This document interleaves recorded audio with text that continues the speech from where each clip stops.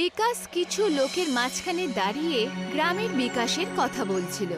দেখো দাদা ভাইরা, যদি আমাদের গ্রামে রেল পরিষেবা চলে আসে তাহলে আমাদের কত লাভ হবে।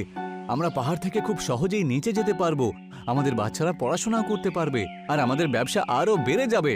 এই শোন বিকাশ, তোর এই বড় বড় স্বপ্নগুলো দেখে দেখে না আমাদের এই খালি পেট ভরে না, বুঝতে পেরেছিস? আরে প্রথমে নিজের পেটটাকে ভর দেখিনি, তারপর গ্রামের লোকের চিন্তা করিস।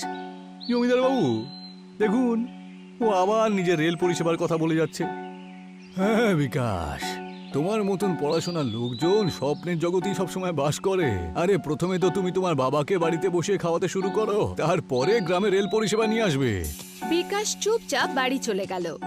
বিকাশ নিজের ছোট ঘরে ছিল। ওর বউ আকাঙ্ক্ষা ওকে বলছিল, তুমি সারা দিন গ্রামে গিয়ে বিকাশের কথা বলতে থাকো। কি পেয়েছো তুমি এতদিন? শুধু লোকের মজা আর খোটা শোনা।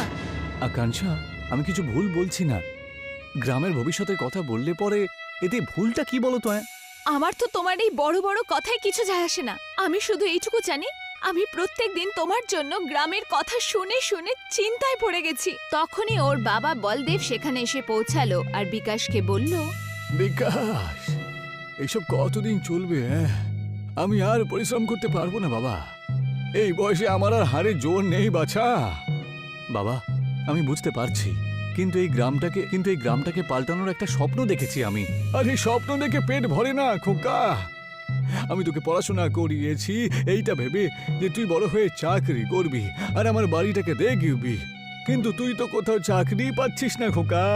বাবা, আমি অনেক জায়গায় চেষ্টা করেছি, কিন্তু কোথাও আমি কোনো সুযোগ পেলাম না। শোন বাবা, আমি তোকে 10 দিনের মতন সময় দিলাম। এই 10 দিনের মধ্যে তুই যদি কোথাও কাজ না পাস তাহলে তোকে আমার সাথে ইটের ভাটায় গিয়ে কাজ করতে হবে। রাতের সময় আকাঙ্ক্ষা খাবার পরিবেশন করতে করতে বলল, তুমি এত চিন্তিত কেন? বাবা যা বলেছে তাতে কোনো ভুল তো নেই। আমি বুঝতে পারছি আকাঙ্ক্ষা, কিন্তু মনে হচ্ছে আমি যেন কিছু বড় কিছু করতে পারি। আরে ইটের ভাটায় কাজ করার জন্য আমি পড়াশোনা করিনি। কিন্তু তুমি কতক্ষণ অবধি অপেক্ষা করবে? চাকরি পাওয়া তো এত সোজা নয়। বাবা এখন বুড়ো হয়ে গেছে, এই পরিবারকে উনি সামলেছেন, এখন তোমার পালা। কিন্তু আকাঙ্ক্ষা, এইসব কিছুদিনের জন্য হলেও তুমি ওনার সাথে কাজ করো, যতক্ষণ অবধি চাকরি পাচ্ছ না। এতে তোমার কাজের অনুভবও হবে আর পরিবার সাহারাও পাবে।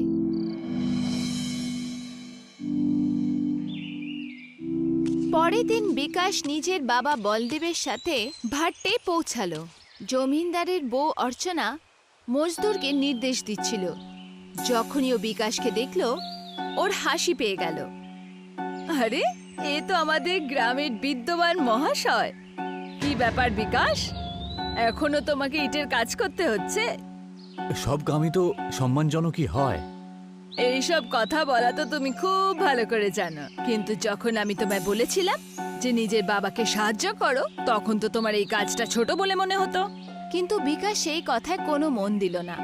কাজের দরুন বিকাশ দুইজন মজদুর ভীমা আর বালিয়াকে আসতে কথা বলতে শুনল, আর ওদের কাছে গিয়ে ওদের কথা শোনার চেষ্টা করলো। আরে আমি পরীক্ষা করে দেখে নিয়েছি। আরে ভাট্টাপুর গ্রামের ঘাটির নিচে অনেক পরিমাণে খনিজ পদার্থ রয়েছে। ওগুলো যদি আমরা বের করতে পারি না তাহলে আমরা বড়লোক হয়ে যাব। হ্যাঁ, কিন্তু এই কাজটা খুব বুদ্ধি করে আমাদের করতে হবে, গ্রামের লোকজন যেন সন্দেহ না করতে পারে। বিকাশ এইসব শুনে চমকে উঠল। বিকাশ সোজা অর্চনার কাছে পৌঁছালো। অর্চনা দেবী, আপনার সাথে আমি একটু দরকারি কথা বলতে চাই।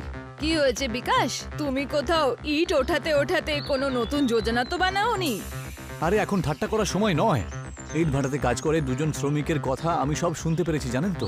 ঘাটির তলায় থাকা খনিজ পদার্থ নিয়ে কোন একটা চক্রান্ত করছিল। কি বলছো তুমি? ওদের নাম হলো ভীমা আর বালিয়া। ওরা এই গ্রামের নয়। তুমি এত বিশ্বাসের সাথে কি করে বলছো? ওদের পুরো আলোচনা আমি শুনেছি। দেখো বিকাশ, তোমার কথা মেনেও নি তো আমরা করতে কি পারবো? যদি ঘাটির নিচে খনিজ থাকে, সেটা আমাদের কোনো কাজের নয়। এই গ্রামে যাতায়াতের কোনো সাধন নেই। আমরা চাইতেও খনিজকে বাইরে নিয়ে যেতে পারবো না। বিকাশ চুপ করে গেল। ও চিন্তায় ডুবে সেখান থেকে চলে গেল। কিন্তু বিকাশ জানতো না যে ভীমা আর বালিয়া গাছের পেছনে লুকিয়ে ওর আর অর্চনার কথা শুনছিল। বিকাশ আমাদের সব কথা সবাইকে বলে দিয়েছে। ও যদি গ্রামের লোকেদের এই কথা বলে দেয় না, তাহলে আমাদের পুরো প্ল্যান একবারে ভেস্তে যাবে। ওকে আমাদের আটকাতেই হবে, যাতে ও গ্রামের লোকে কাউকে বলতে না পারে।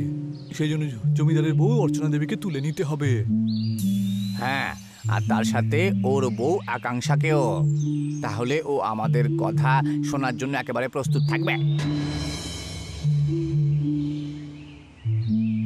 বিকাশ শুয়ে উঠল আর নিজের বউ আকাঙ্ক্ষাকে দেখতে পেল না। ওকে চারপাশে খোঁজার পর ও একটা কাগজ পেল, যেখানে লেখা ছিল, আমরা তোমার বউকে তুলে নিয়ে ঘাটিতে নিয়ে এসেছি।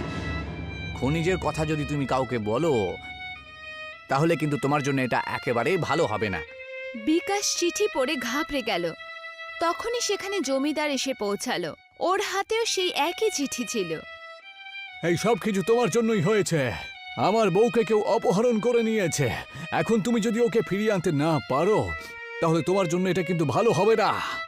বিকাশ জঙ্গলের দিকে এগিয়ে গেল। ও একটা গাছের নিচে দাঁড়িয়ে কাঁদতে লাগলো।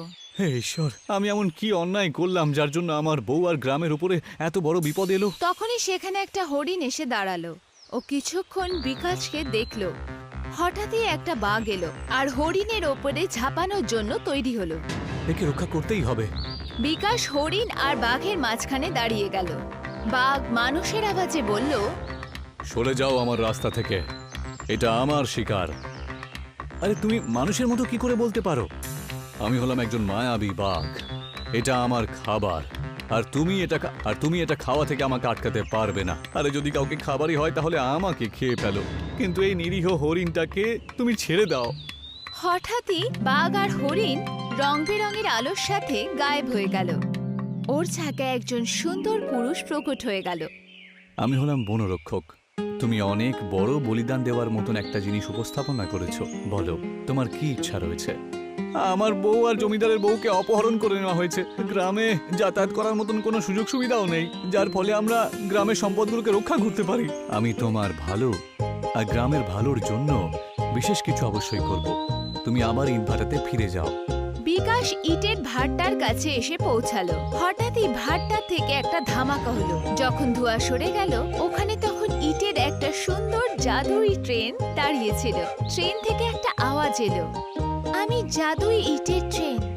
আমার মালিক বিকাশ, উনি যেখানে আমাকে বলবেন আমি সেখানেই যাব। বিকাশ ট্রেনের ভেতরে গেল আর গ্রামের লোকদেরও ডাকলো। তোমরা সবাই ভেতরে যাও, এই ট্রেনটা আমাদেরকে ঘাঁটিতে নিয়ে যাবে। গ্রামবাসীরা আস্তে আস্তে ট্রেনে বসলো। বিকাশ ট্রেনকে বলল, আমাদের ঘাঁটি পর্যন্ত নিয়ে চলো। জাদুই ইটের ট্রেন গড়গড়াহাটির সাথে জঙ্গলের রাস্তা দিয়ে ঘাটির কাছে এসে পৌঁছালো। ঘাটির সামনে ভীমা আর বালিয়া দাঁড়িয়েছিল, যারা খনিজের ওপরে কবজা করার যোজনা বানাচ্ছিল।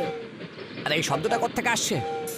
এটা তো ট্রেনের মতন মনে হচ্ছে, কিন্তু এই জঙ্গলের মাঝখান দিয়ে ট্রেন আবার কোত্থেকে আসতে পারে? জাদুই ট্রেন ঘাটির সামনে এসে দাঁড়ালো। দরজা খুললো আর বিকাশের সাথে গ্রামবাসীরাও নিচে নামলো। ট্রেনকে দেখে ভীমা আর বালিয়া একদম চমকে গেল, আর অর্চনা আর আকাঙ্ক্ষা, যারা ওখানে কয়েদ ছিল, ওরা বিকাশকে দেখে স্বস্তি পেল। বিকাশ, আমি জানতাম যে তুমি আমাকে বাঁচানোর জন্য নিশ্চয়ই আসবে। তোমাকে দেখে আমার কি আনন্দ হচ্ছে। বিকাশ ট্রেনের দিকে তাকালো আর গম্ভীর স্বরে আদেশ দিল, জাদু ট্রেন, এদের দুজনকেই ধরে নাও। ট্রেন থেকে রং বেরঙের রশ্মি বেরোলো আর ভীমা আর বলিয়ের ওপরে পড়লো। কিছুক্ষণের মধ্যে ওরা নিজেদের ট্রেনের ভেতরে জেলখানায় দেখলো। আরে এসব কি হচ্ছে? এইসব তুমি করলে বিকাশ? তোমরা দুজন আমাদের গ্রামের খনি চুরি করার চেষ্টা করেছো, তাই না? আর গ্রামের লোকেদের তুমি ক্ষতি করারও চেষ্টা করেছো। এখন তোমরা দুজন তো এই শাস্তিই পাবে।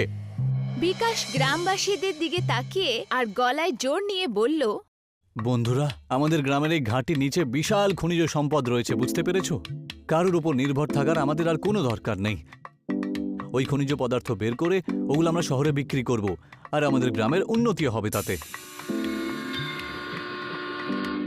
জমিদার বিকাশের দিকে এগোলো।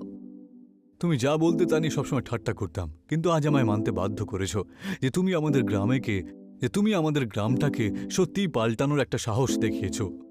বিকাশ, আমি তোমার সব সময় মজা উড়িয়েছি আর তোমার বিচারধারাকে ভুল বলেছি। আজ আমি আমার ভুল বুঝতে পেরেছি। তুমি কি আমায় ক্ষমা করবে? আরে ক্ষমা চাওয়ার কোনো দরকার নেই।